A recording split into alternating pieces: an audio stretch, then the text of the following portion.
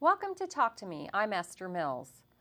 Our guest is Kate Bech, CEO of the Princeton Family YMCA. Welcome, Kate. Thank you for having me. It's a pleasure to be here. What makes the Princeton Family YMCA unique? Well, I would say that the YMCA is unique in our community because it's one of the rare places remaining where you have people from all walks of life come together on a daily basis. Every day we have 8-week-olds and 90-year-olds in the same building under the same roof, participating in activities. And it's also one of the rare places that I find that in our increasingly stratified world, and I think the Princeton community can be segmented, it's a common ground. It's a place where people from all backgrounds can spend time together and learn from each other. And the history of the YMCA, the one in Princeton is 100 years old now? In 2008, we celebrated our 100th anniversary. It was founded in 1908, actually by a Princeton professor as a town club for boys. So that was a popular model at that time. And campuses around the country adopted these town clubs, and Princeton was among the first, I think, of that period. Woodrow Wilson was the president at the time that happened. And so the town club was formed. And because Princeton, of course, of that time was segregated, another YMCA was founded for the African American community, and that became the Witherspoon YMCA, which was a thriving Y that was where the Arts Council is now. And I personally, as I learned the history and worked on the centennial celebration we had last year, I was delighted to learn the history of the Witherspoon Y. The Y that functioned for the white community actually was more like a Y without walls. That's what we would call it now. It didn't have a facility, but many of the classes and programs were run out of Dorothea House. And swim lessons were taught in backyard pools, and and that was fairly common of that time. And then it was in 1954 that the YMCA, together with the YWCA, decided to construct the facility that you see now. And in 1958, the cornerstone was set in, and off we went on that adventure.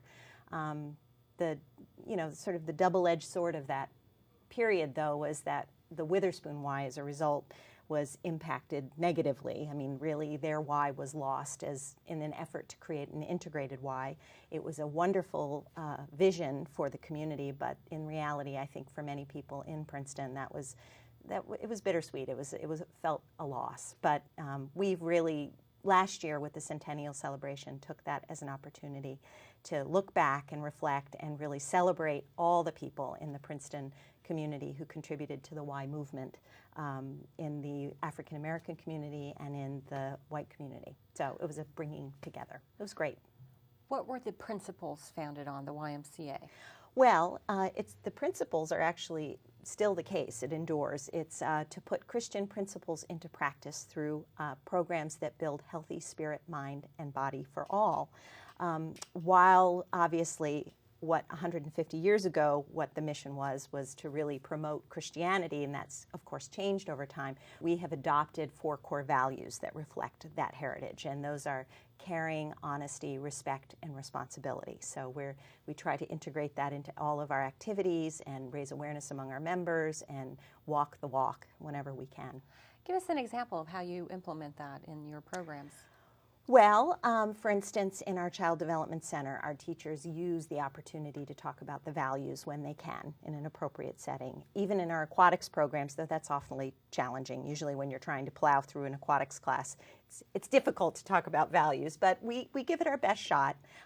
We certainly, when we talk among our employees and our staff, we are always stressing that it's critical among our members that we model those behaviors. Certainly in our youth sports programs, good sportsmanship, big part of what we are and who we are as an organization. We would never suggest that we could compete with a lot of the competitive sports leagues because really that's not who we are. We're about everyone playing and focusing on good sportsmanship and learning the lessons of being part of a team. So it differentiates them. Doing your best. No matter what ability you are. Right, exactly. So the 4 core values, it's a daily thing. Sometimes it's a more deliberate and thoughtful thing. It's our way of work. We just try to integrate them at every turn. At the YMCA, we're really about that holistic approach to health and well-being and being accessible to everybody. In fact, if anything, what we strive to be is the place in town where the person who we would characterize as the health seeker, the person who may have been told by their doctor that their cholesterol's a little high, it's time to go talk to somebody, they may feel a little intimidated by going to a place where there are all these fit people. So we see ourselves as a destination where we can really work with people who might otherwise have ambivalence about the experience of really trying to make sustainable change that will be lasting change. So it's really the relationships for us, because I'm sure your viewers would know that if they've come to our facility, it's woefully inadequate really for this day and age. And we're aware of that. And if anything, our volunteers understand that, and our leadership understands that we've got to make an investment into the facility.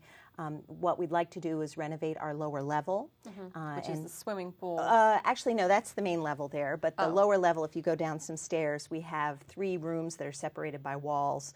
We'd like to knock all those walls down and make it an open space where we can move all of our cardiovascular equipment, all of our strength training equipment, much like what you would see in most centers, just because it's the safer thing to do.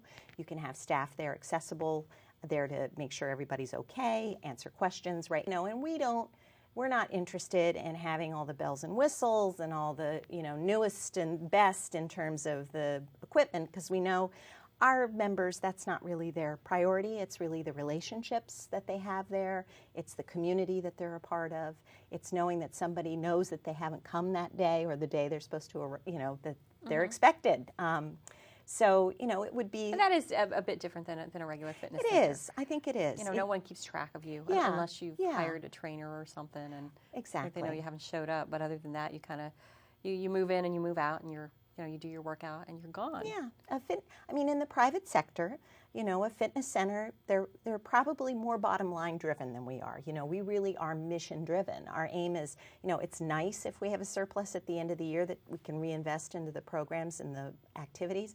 But at the end of the day, we're not making money in the sense that private ventures, that's what they want to do. And there's nothing wrong with that. It's just that that's not who we are as an organization. We're a community.